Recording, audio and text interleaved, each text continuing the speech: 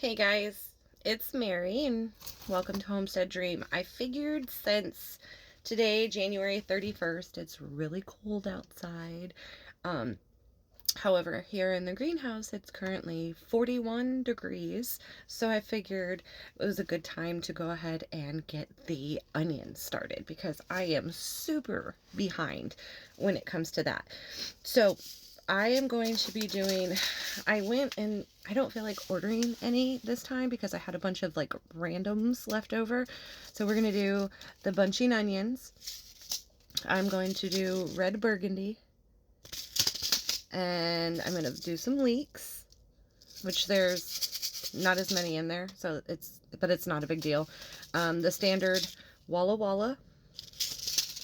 Let's see. Those are also red burgundy. I'm going to do a few of the whites because I have 3 different kinds of whites left over from previous years. So we got the white sweet Spanish onion. We have the Southport white globe. And I'm going to butcher the name, Bianca di Maggio, maybe? It's also a white. And it looks like we also have more ruby red. So, with that being said, we have our red onions, our yellow onions, our white onions, and then leeks and bunching onions. So what I will do is show you the dirt.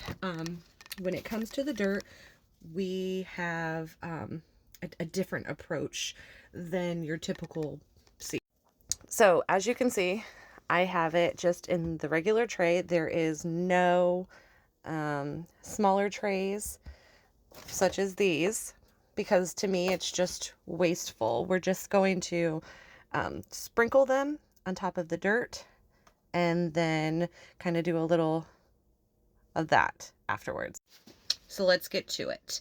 First, we're going to start with our leeks, and I'll probably end up just using all of these. They're all roughly going to be ready about the same time, so it won't be that much of a big deal. So all I'm going to do is first I want to make sure this is as flat as possible. It's semi-wet. The dirt is. It's not super saturated just yet because I'm going to want to spray them in place. So I'm just kind of going to sprinkle them. And with onions, it is perfectly fine to be close together because as they're going to grow, what we're going to do is we'll just kind of trim the top of them off to focus on root growth right there. Now, I don't want to put the bunching onions next to the leeks at the risk of being able to not be able to tell them apart in the beginning because they all start out fairly similar. I'm going to go ahead and put my Walla Wallas next to my leeks. And I'll kind of draw like a little thing in this dirt for my own personal self. Will I forget where it's at? Absolutely. So I'm probably going to have to make sure that I plant all of my seeds out in the garden. Is there a chance that I'm going to plant yellow onions with white onions? Yeah, there is. But again, it's not a deal breaker for me because it's in my own personal garden. And so I want to make sure as I'm doing this, I've already made my labels. So I'm just going to stick those right in the dirt. Sorry about that. Let's go ahead and mute everything so that doesn't happen again. It was letting me know that it's about to get cold again. Which, yay, right? Next, I'm going to go ahead and do my ruby reds because my ruby reds are going to be next to my Walla Wallas. And in my mind, that won't be the end of the world. And hopefully, I don't remember, but I'm pretty sure these will come up. The base of them will be red. So this one's already open. So it'll be a little easier for me to determine. And I am very heavily seeding these, and you will be able to see that here in just a second once I finish getting them all situated. But I think that's a good enough amount. So we're going to do my red ruby tag, slide that on in there. I personally am so ready for summer. Well, at least spring, where I can plant my seeds. I do have my peppers. What else do I have planted? Some herbs. I have like some of the ones that are cold weather crops. I have my snapdragons planted because I love snapdragons and I can never have enough of them. So there's always a reason for me to plant them. Plus they do kind of like colder weather as well. Not frigid temperatures, but they like it colder. So if I start them now, they will hopefully be a decent size when I can actually put them outside. So right now I'm planting my white onions.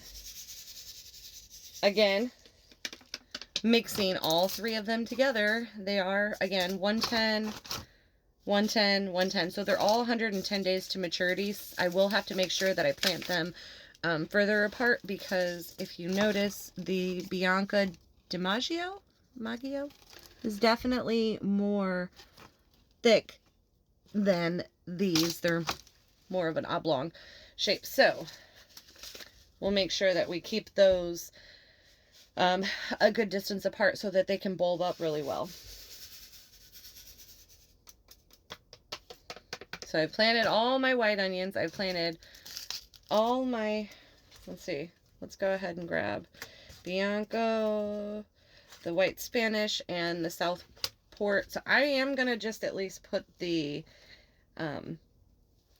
tags in there for each individual white onion so that when I harvest them, I will know.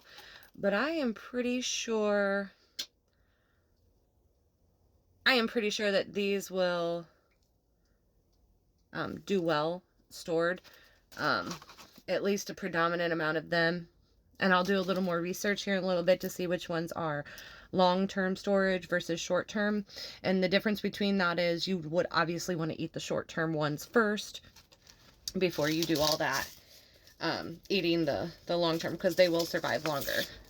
Now the last thing left is my bunching onions. I don't have very much of those because I love to plant those all the time. So we're just going to draw our little imaginary line in the dirt. And I'm going to plant these. I'm just tapping it in. Again, once we do that, it's not really a big deal. Okay, so you can see the onions are directly on top.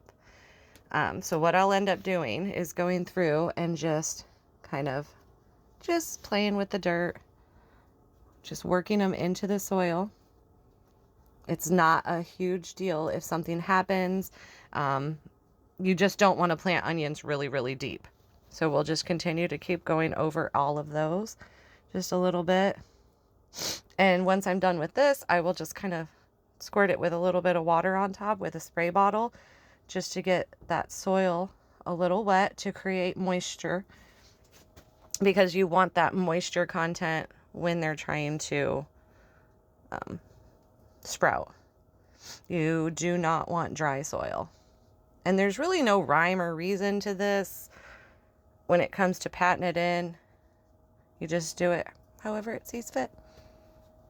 So then all my onions are planted. Oh, my last tag.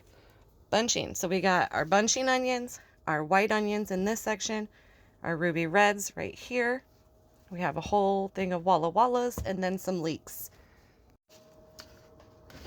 The last step is to take the top, place it over the tray so that it creates the moisture inside of it. And then you just wait for them to sprout. Once they sprout, you'll take the lid off so that it gets airflow. Usually what I will also do is once a day I'll take it off for the daytime, and then in the evenings I'll put the lid back on to create that moisture content again. But this is how I start my onions. And if you plan on starting onions, now would probably be the ideal time, just to ensure that you have plenty of time to get them sprouting, established, before you can move them out. Last thing, you will never have to remove them from this container until you put them outside. Thank you for hanging out with me and giving me a little bit of time to explain to you how we start onions. Until next time, thank you.